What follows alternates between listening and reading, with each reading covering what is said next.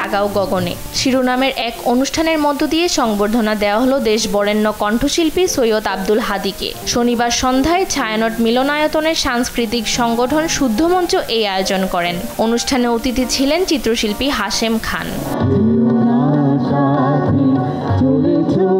দেশে বরেণ্য এই কণ্ঠশিল্পীকে কাছে পেয়ে তাদের অনুভূতির কথা ব্যক্ত করেন ভক্তরা। পাশাপাশি নিজেদের কণ্ঠে গান গেয়ে শোনান সৈয়দ আব্দুল হাদীর লেখা ও সুর করা গান।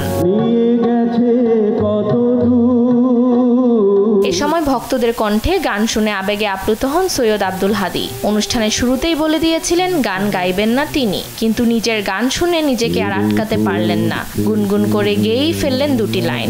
স্মৃতিচারণ করলেন সেই পুরনো দিনগুলোর কথা।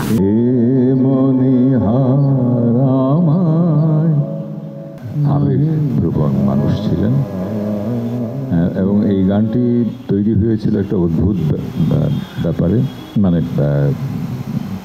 ভাবে, অদ্ভুতভাবে।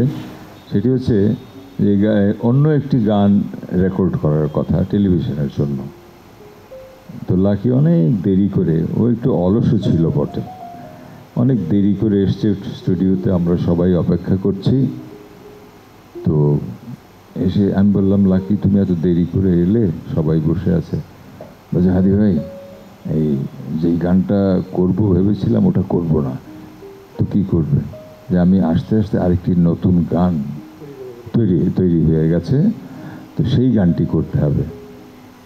আমি বললাম, হঠাৎ করে এইভাবে তুমি গান পরিবর্তন করলে আমাকে তো গাইতে হবে। বলছে, আপনি পারবেন, চল।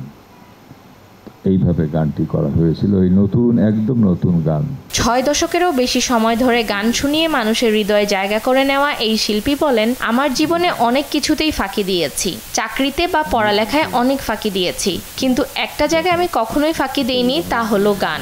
প্রায় সব কিছুতেই ফাঁকি দিয়েছি, পড়াশোনায়ও ফাঁকি দিয়েছি, যদিও পাশ করেছি, কিন্তু একটি জায়গায় ফাঁকি দিইনি আমি, সেটি হচ্ছে গান। গান ফাঁকি দিইনি। এবং আজকে যে আমি গান গাইছি না বা গাইব না বলেছি, তার কারণও কিন্তু তাই, আমি ফাঁকি দিতে চাই না। এই সময় চিত্রশিল্পী হাশেম খান বলেন, একটি গান জনপ্রিয় হয় তার কথা, সুর, সঙ্গীত ও গায়কের মধ্য দিয়ে। এ সবগুলো গুণই আছে সৈয়দ আব্দুল হাদীর মধ্যে। এই হচ্ছে একজন শিল্পী অনুভূতি আমি মনে করি। কারণ টেলিভিশন সেই সময় অনেকে আসেনি বা অনেক অসুবিধার মধ্যে পড়েছিল, সবগুলো কাভার করছেন যে সাহসের সঙ্গে, সে তরুণ বয়সে। এই যে হামনাথ, পরে আমি শুনলাম যে হামনাথ অনেকক্ষণ ধরে, প্রায় 1.5 ঘন্টা ধরে তিনি মানে দিয়েছেন।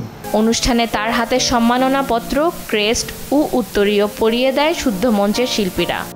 সৈয়দ হাদীর জনপ্রিয় সব গান গেয়ে শোনান তারা। পরে গান আর গল্প আড্ডায় নানান কথা বলেন 60 দশকের এই শিল্পী। ফাতেমাতুজ জোহরা, দেশ টিভি।